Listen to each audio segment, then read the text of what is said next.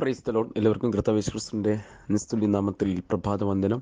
ആത്മമന്ന എന്ന ശുശ്രൂഷയിലേക്ക് എല്ലാ പ്രിയപ്പെട്ടവരെയും ഇന്ന് പ്രഭാതത്തിലും സ്വാഗതം ചെയ്യുന്നു. ഇന്നത്തെ ചിന്തയ്ക്കായിട്ട്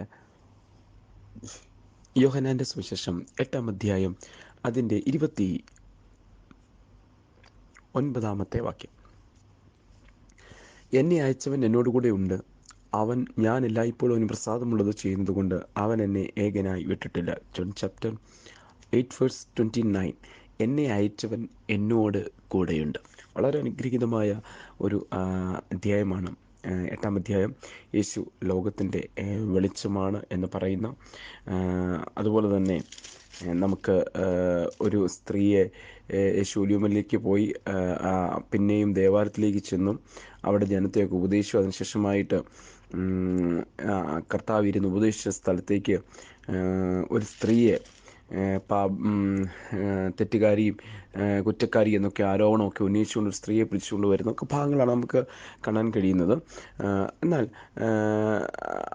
യേശു അതിന് പറയുന്ന മറുപടി ഒക്കെ നമുക്ക് കാണാൻ കഴിയുന്നുണ്ട്. പക്ഷേ നമുക്ക് കാണാൻ കഴിയുന്നത് 12-ാം വാക്യത്തിൽ ഞാൻ ലോകത്തിൻ്റെ വെളിച്ചമാകുന്നു. അപ്പോൾ ലോകത്തിന് വെളിച്ചമാകുമെന്ന് പറഞ്ഞ് കർത്താവ് പറയുന്ന ഒരു ഭാഗമാണ് എന്നെ അയച്ചവൻ എന്നോട് കൂടെയുണ്ട്. എന്നെ ആ വാക്ക് വളരെ ഇന്ന് പ്രഭാതത്തിൽ എന്നെ ധൈര്യപ്പെടുത്തി. പ്രിയ ദൈവമക്കളെ, നമ്മെ അയക്കുന്നവൻ പിതാവ് എന്നെ അയച്ചിരിക്കുന്നു എന്നുള്ള ആശയമാണ് നമുക്കവിടെ കാണാൻ കഴിയുന്നത്. ഈ ലോകത്തിലേക്ക് പിതാവ് എന്നെ അയച്ചിരിക്കുന്നു, അതുകൊണ്ട് എന്നോട് കൂടെയുണ്ട് എന്നുള്ളതാണ് കർത്താവ് അവിടെ പറയുന്നത്. എന്നാൽ ഇന്ന് പ്രഭാതത്തിൽ എൻ്റെ ഹൃദയത്തോടും എൻ്റെ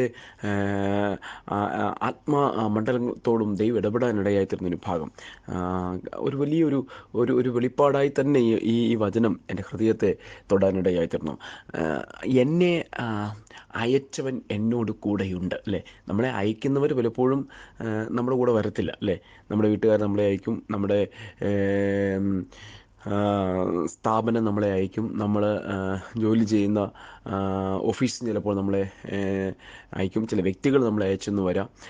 ചിലപ്പോൾ ശുശ്രൂഷകൾക്കായിട്ട് മിഷണറിമാരായിട്ട് ഒരു സഭ ചില ദേശത്തോട്ടൊക്കെ അയച്ചെന്ന് വരാം.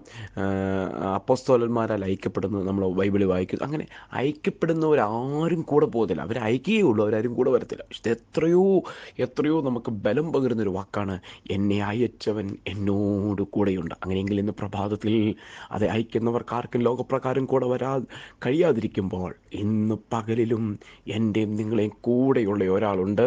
ഞാൻ പ്രസംഗിക്കുന്ന എൻ്റെ സർവശക്തനായ എൻ്റെ കർത്താവായ യേശുപ്പച്ചൻ നമ്മുടെ കൂടെയുണ്ട്. അപ്പം നമ്മളെ ഇന്ന് പ്രഭാതത്തിൽ നിങ്ങൾ ചിന്തിക്കുന്നുണ്ട്, എന്നെ ഇവിടെ അയച്ചിട്ട് ഞാൻ ഒറ്റയ്ക്കായിപ്പോയല്ലോ, ഈ ഹോസ്റ്റലിൽ, ഈ രാജ്യത്ത്, ഈ പട്ടണത്തിൽ ഞാൻ ഒറ്റയ്ക്കാണോ, എൻ്റെ ദൈവം ഞാൻ തനിയായിപ്പോയല്ലോ എന്ന് നമ്മുടെ മനസ്സിൽ നമ്മൾ ഒരുപക്ഷെ ക്ലേശിക്കുന്നുണ്ടാവാം. എന്നാൽ നമ്മെ അയച്ചവൻ നമ്മോട് കൂടെയുണ്ട്.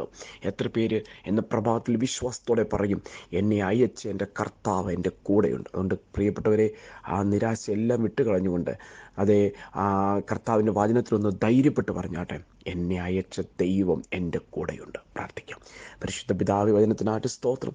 എല്ലാവരെയും അനുഗ്രഹിക്കണം യേശുവിൻ നാമത്തിൽ തന്നെ. ആമേൻ, ആമേൻ. കർത്താവ് നമ്മെ അനുഗ്രഹിക്കട്ടെ. God bless you in Jesus name.